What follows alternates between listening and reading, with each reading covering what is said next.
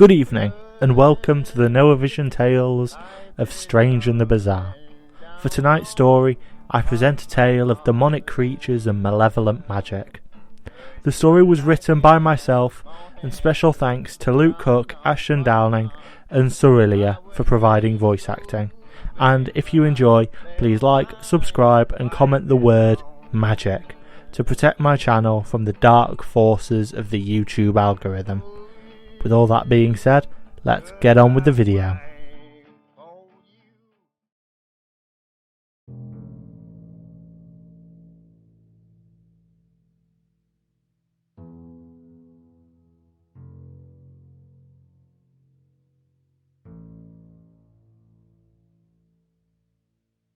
I awoke. A pulsating hangover was sitting in my brain, was pushing a pain into my skull. As I rolled over in bed, I looked at my clock. It was 9:45 a.m. Monday morning. I'd spent the night before doing what I always do in the evenings, drinking to forget the memories of my deceased girlfriend. It had been 2 years since her death, but for me the memories were still fresh. I slowly crawled out of bed, making myself a cup of tea. I washed and dressed myself, and then I headed to work. At the time I worked in a tiny second-hand bookshop. It wasn't a great job, but it paid the bills. Just enough to keep a roof over my head and booze in my system. I spent the morning avoiding the lights, putting out some new books that had been donated, and serving old ladies who were buying books titled things like Guide to England's Castles of the 15th Century. It was a boring day, but with a fresh hangover still burrowing inside of me, I was grateful for days like these. It was 3 p.m. when the man came in. He had a wide-brimmed hat. His hair was dark and greasy.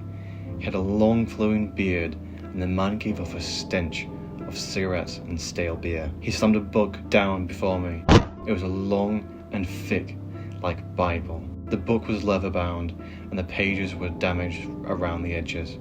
On the corner of the book said Carmina in large gold letters. This book was beautiful, even in its battle-damaged state. However, due to concerning blood stains within the book, I was unable to accept it from the man. Usually, when we accept books, we would pay for them, typically paying around about half the price we would normally sell them on in order to make some little bit of profit. Sir, I'm afraid we will not be taking this book from you. It doesn't match our standard, I said, trying to hide the throbbing hangover. Listen here, I'm not taking that book. I don't give a shit if you pay me or not, but I'm not taking that thing back.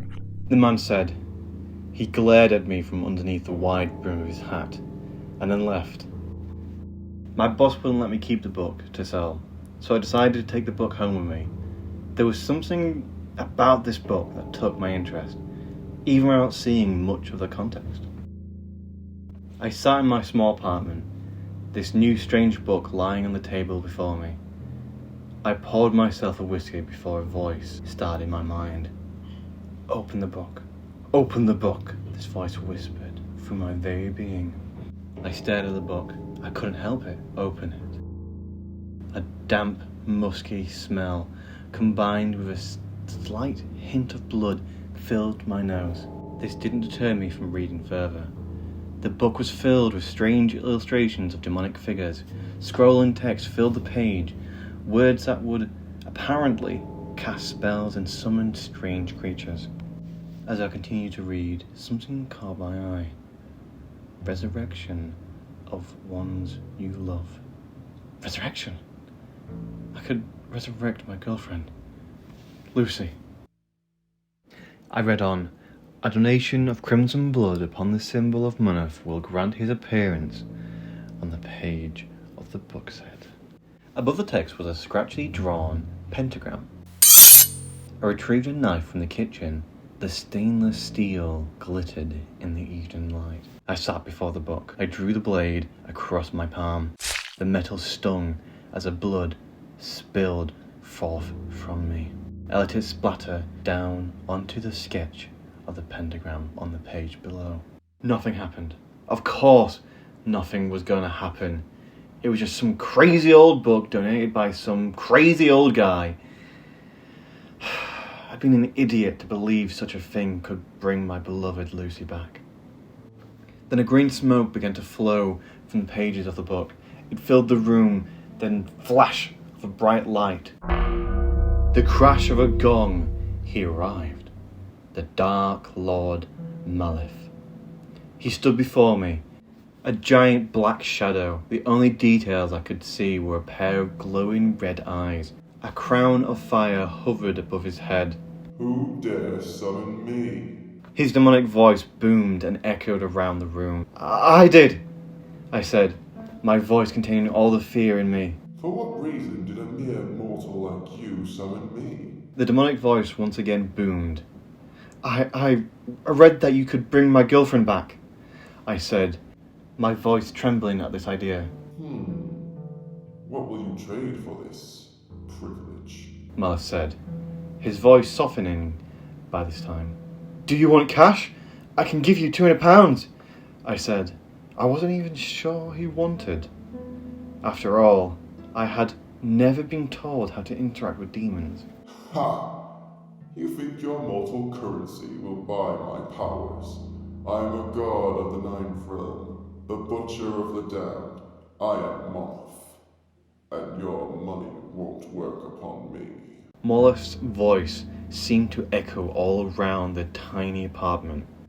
What do you want then? I asked, with fear. I want your mortal soul. Upon your death, I shall claim ownership of your being, and you shall serve in my grand army of Netherworld. This offer rang around my ears. Was it worth it? Trading my soul for Lucy? To be reignited? Yes, it would. Fine.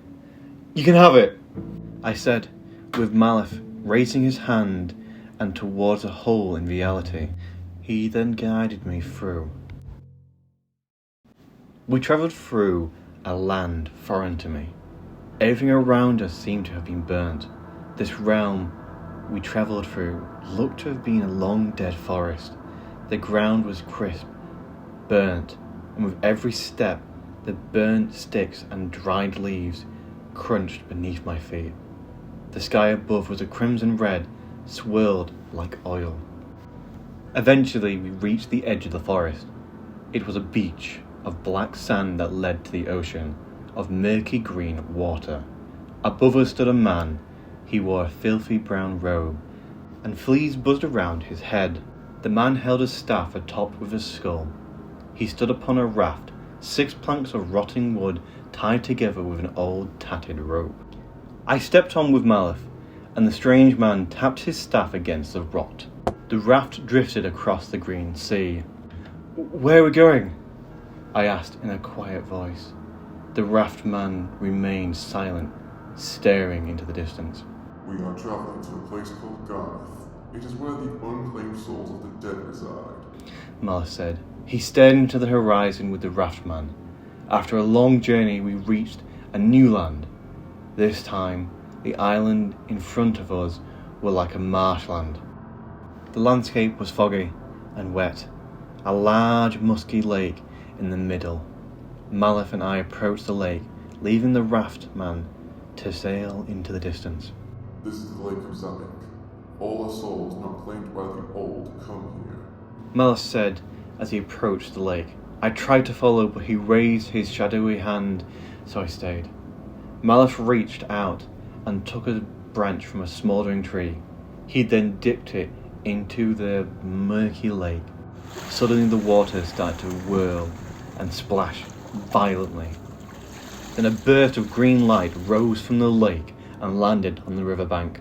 The green glow faded away, revealing Lucy. We hastily embraced. Her touch was cold, reminding me that she had died. It had been 2 long years. Jackson, what happened? Where am I? Lucy asked in a frightened distortion of her usual happy-go-lucky attitude. You died. It was a car crash. I'm sorry, I told her. Every word was like an icicle through my heart.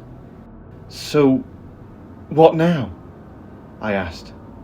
I had reached my goal and got Lucy back. You shall be returned to the mortal realm to live out the rest of your life with your girlfriend. But remember, mortal, upon your death I shall claim your soul. Malif declared. Then with a wave of his shadowy veiled black hand, we appeared back in my apartment. Lucy and I picked up right where we left off, a bit right before she died.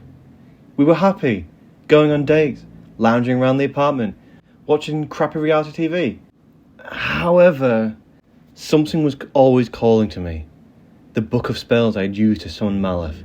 It became my obsession, letting every spell written about in those tomes' mysterious pages. It got to the point where I was even ending date nights early so I could come home and read every little bit that great book had. Every word was like a drug. Every spell was like a new found addiction. Eventually Lucy left me.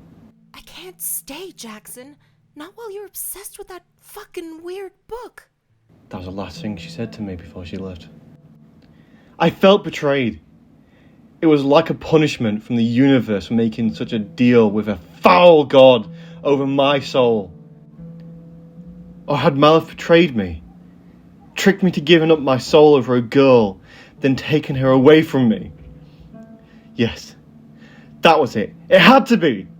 I'd spent days practicing magic, focusing on the spells I believed would cause the most damage to Malef's shadowy, demonic form. I repeated the same ritual that summoned the mighty Malef to me in the first place. Then with the same flash of light, he appeared. Who dare summon me? His voice once again booming around my apartment.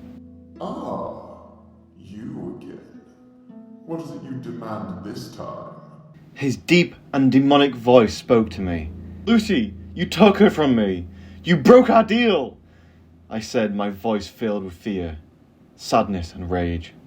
Malef began to laugh, maniacally. Mortal, I have not the ability nor interest in separating you from this individual you show so much emotion for.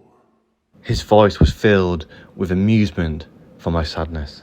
Liar! Declared before casting forth a beam of pink fire from my hands.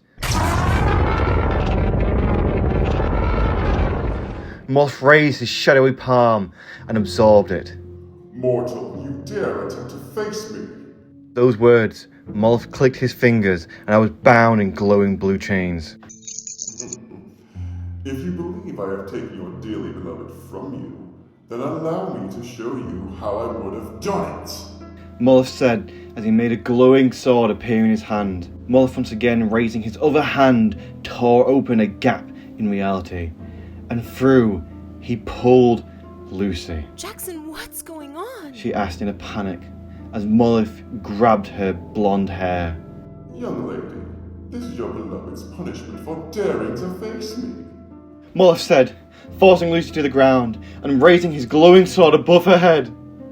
No! I protested, struggling against the demonic chains holding me against my will. And then with a deafening sound, Malef slammed down, decapitating Lucy with his weapon. The silence after was deafening. The chains faded away and I rushed to Lucy's body. I held it close, weeping over her twice deceased form. As I held the body, it began to break apart into floating dust before fading away.